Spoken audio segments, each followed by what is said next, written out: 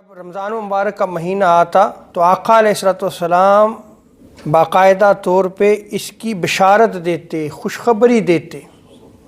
سیدنا ابو ہریرہ رضی اللہ تعالی عنہ اس روایت کو نقل فرماتے ہیں کہ آقا علیہ السلام صحابہ کرام کو بشارت دیتے ہوئے ارشاد فرماتے کہ تمہارے پاس ایک ایسا مہینہ آ رہا ہے جس میں اللہ تبارک و تعالی نے روزوں کو تمہارے اوپر فرض کیا ہے۔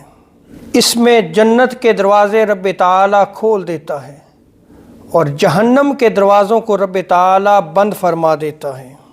یہ ایسا ماہ مقدس ہے کہ جس میں رب تعالی شیاطین کو قید کر دیتا ہے، اور اس مبارک مہینے میں ایک ایسی رات ہے جو 1000 مہینوں سے افضل ہے۔